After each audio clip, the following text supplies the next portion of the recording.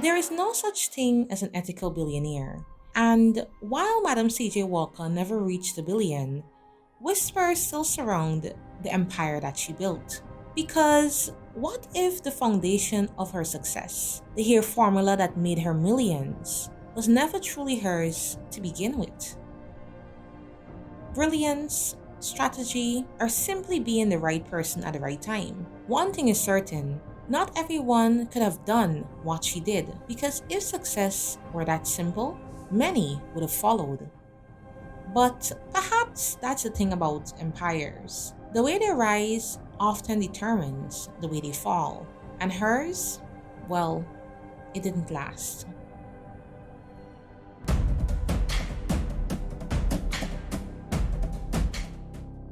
The year is 1900. The ink on the Emancipation Proclamation is barely dry.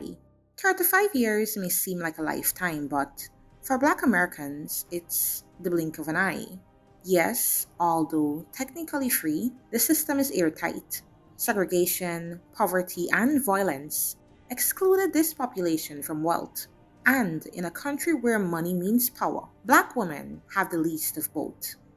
They are the lowest paid, the most overlooked, and the last people any business would think to sell to. After all, how do you build an empire targeting the poorest group in America? With using current trends as the point of reference, well, you may be able to guess it. It had everything to do with our hair.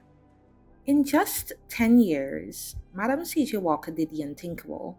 She built a fortune selling a product to women the world ignored. She didn't just become a millionaire, she created a movement. She gave thousands of women the chance to gain something rare in those days: financial independence. But you see, although this story sounds like a fairy tale, it truly embodies duality, a tale of inconceivable success and a fortune that vanished in just one generation.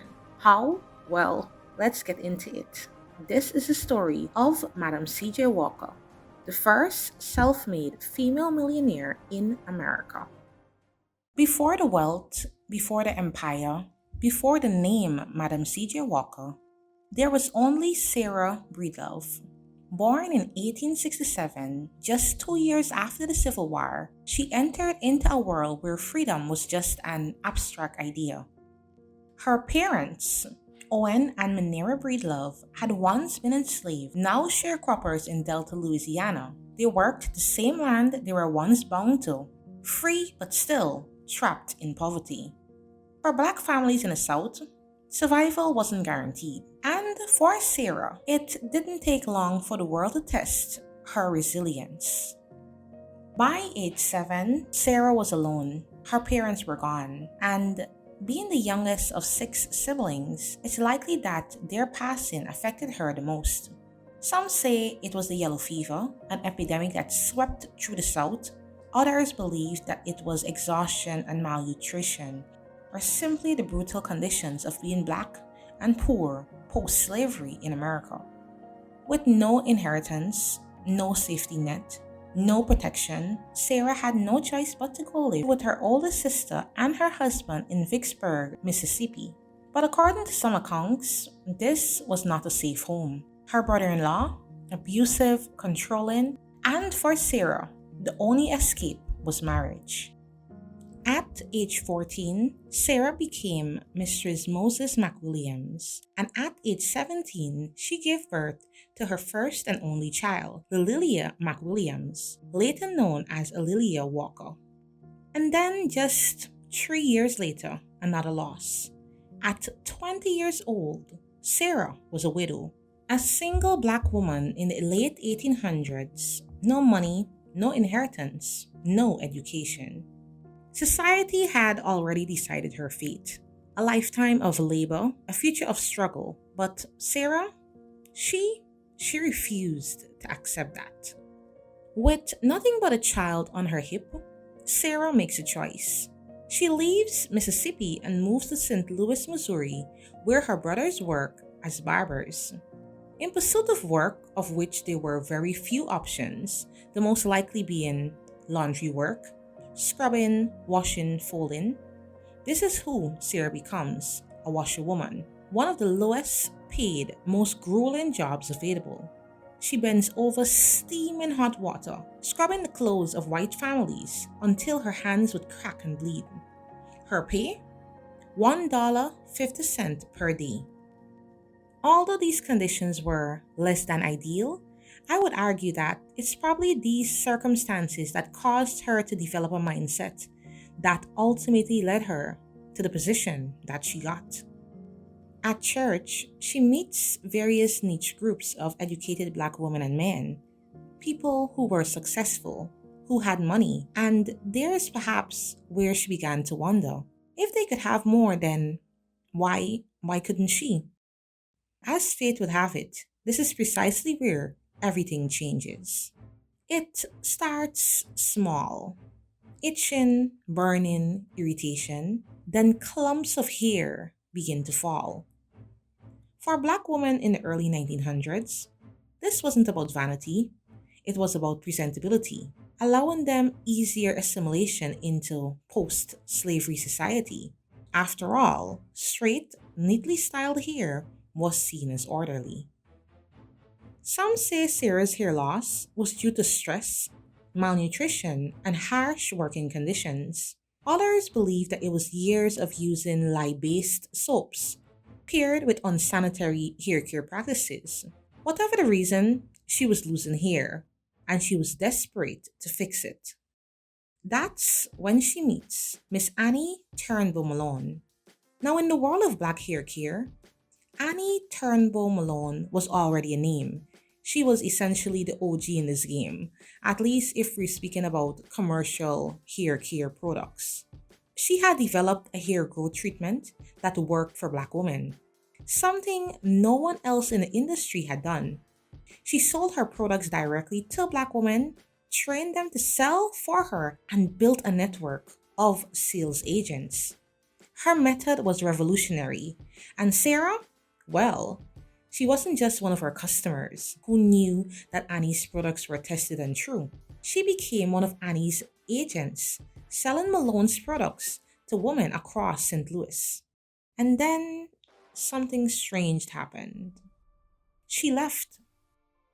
Shortly after working for Annie, within her first year, Sarah moves to Denver, Colorado. And suddenly, she has her own hair care brand. Not Annie Malone's brand, but her own. Now, this is where things get a bit murky and inferences are drawn. Because many ask, how does a woman with no experience in business or product formulation suddenly create a successful hair growth solution? Some say Sarah copied Miss Malone's formula, taking what she learned as an agent and rebranding it as her own. Others argue that while she may have been inspired by Malone's products, she developed her own version through trial and error, modifying the ingredients, changing the method, and making it unique. Some reports state that after her migration to Denver, she worked as a cook for a pharmacist where she learned chemistry and developed an ointment that healed scalp ailments. The truth? Well, it depends on who you ask. But what we do know is this: Sarah just doesn't start selling hair care products. She rebrands herself. She's now married and she becomes Madam C.J. Walker, taking the name of her new husband and using it to create a business identity that sounded powerful and commanded respect. Now, this was definitely a power move and probably one of the first instances of successful personal branding. Here, she claims her own formula, her own method, and her own legacy. And soon, she outshines the very woman that she worked for. The year is now 1906. In Denver, Colorado, Madam C.J. Walker isn't a household name yet. She isn't a millionaire. She isn't a business mogul. She's a woman with a product and a dream big enough to change the world. But to get there, she has to prove that her formula works. After multiple trial and error, studying and experimenting, she finally had it. She finally had the product and the perfect way to brand it. She called it Madam Walker's Wonderful Hair Grower. The name is bold, confident, unapologetic, perfectly branded, except it's pretty much the identical name of the product that she sold for Annie Malone, which was called the Wonderful Hair Grower. Now, her strategy was simple, direct, and personal. Madam C.J. didn't wait for customers to come to her. She went to them, door to door, tongue to tongue, church to church. She treated women's scalp in real time, proving that her formula worked. She demonstrated the use of her products herself, right in front of her potential customers. And black women, well, they bought in. You see, Walker wasn't just selling a product, she was selling transformation, using her personal life story as a point of reference. Her products weren't just about hair anymore, they were about hope, dignity, and opportunity. But success? It never comes without opposition. As Walker's name started spreading, so did rumors about her authenticity. Annie Malone wasn't happy. She built Poro College, her own hair care empire. She created the blueprint for black hair care. And now, a former agent, someone she trained, was becoming her competition.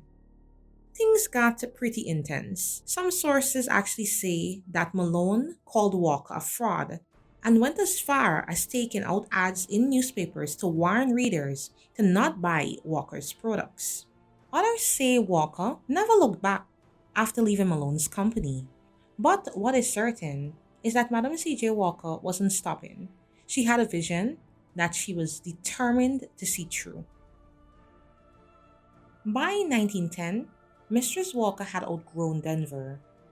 She needed a base, a headquarter that fueled her vision. A place where she could manufacture products, train women, and expand nationally. So, she moved her business to Indianapolis, Indiana. And here, she did something that was revolutionary. She created the Walker system, a structured method for selling and marketing her products. She trained an army. She hired and trained thousands of black women as Walker agents, giving them the skills to sell her products door to door. In a time where black women were shut out of economic opportunities, Walker offered them something new, a job that paid, a career that they could control, and a path to financial independence. And for some, becoming a Walker agent meant earning more than doctors and lawyers in their communities. The success was explosive. Walker products weren't just in one city, they were in black homes across America. Her business wasn't just surviving, it truly embodied thriving. The year is 1919. Madam C.J. Walker is at the height of her success. In just about 10 years, she had built one of the most successful black owned businesses in America. She has factories, beauty schools, and an international network of sales agents. She has a net worth of nearly $1 million, which in today's money would be around 16 million. She owns luxury cars, high-end properties, and a mansion that sits next to John D. Rockefeller's estate. She is, by all accounts, a legend. Some would even say the blueprint for black economic success. But behind the scenes, things are shifting because when you rise this fast, you don't always see the fall coming. A few years earlier, Madam Walker moved to Harlem, the heartbeat of Black America's cultural and political movement. And as you guessed it, she wasn't just there to live, she was there to lead. Walker became a philanthropist, public speaker, and a major donor to civil rights organizations. She donated to the NAACP, anti-lynching campaigns, and black colleges. She was no longer a businesswoman. She was a symbol. But while life in Harlem was at an all-time high, her body, it was breaking down. Madam C.J. Walker was always on the move. She traveled constantly, gave speeches, she pushed herself, expanding her empire at an impossible year. Some believed that it was a combination of stress and overworking, while others believed that she was suffering from hypertension and kidney disease long before she acknowledged it. Whatever the cause, by early 1919, it was clear she was getting weaker. Doctors warned her to rest, but she kept pushing herself because how do you slow down when you've spent your whole life running? And then on May the 25th, 1919, her body gave out. Madam C.J. Walker died of kidney failure. She was just 51 years old. And just like that, the woman who built an empire was gone. But an empire that was built in a decade, can it survive without its leader? Can it survive without her vision? Now, Walker left a great majority of her wealth to one person, her only daughter, Alelia Walker. But Alelia, she wasn't like her mother. She wasn't a businesswoman, she wasn't a strategist. She was Harlem's social queen, a patron of the arts, a lover of music, a woman who thrived on luxury and celebration. And she inherited a fortune that she had no idea how to sustain. Walker's empire was no longer the powerhouse it once was. The company didn't just struggle, it changed. After Walker's death, new products were introduced under her company's name. Among them, skin lighteners, tan-off products, items that essentially played into colorism, European beauty standards, and society's obsession with lighter skin. Now, would Madam C.J. Walker have supported these products? Well, there's no clear evidence that she did, but the company with her name on it was no longer in her hands. And without her, profit became the most important thing. And profit, it has no loyalty. In 1931, Alelia died. By the 1960s, the Madam C.J. Walker brand wasn't what it once was. And by 1981, business officially shut down. The empire, gone. Walker built a fortune that didn't last. What is wealth if it's not protected? What is an empire if the next generation squanders it? This makes me think of King Solomon and what he said. Yea, I hated all my labor which I had taken under the sun, because I should leave it unto the man that shall be after me, and who knoweth whether he shall be a wise man or a fool. Yet shall he have rule over all my labor wherein I have labored, and wherein I have showed myself wise under the sun. This is also vanity. Although the financial empire of Madam C.J. Walker did not withstand the test of time, her legacy to me was never in the dollars. It was in the blueprint that she left behind. She proved that Black success is possible, even in a system designed for failure.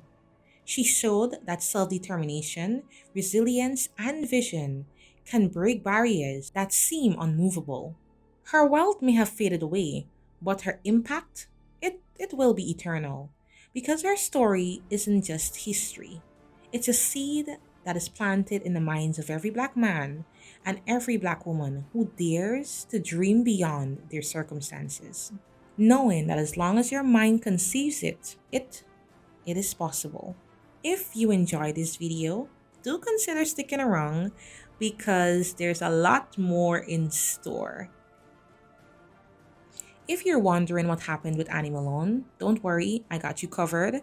A video will be released soon. Anyways, I hope you enjoyed this one. Shalom, shalom, and most importantly, shalom.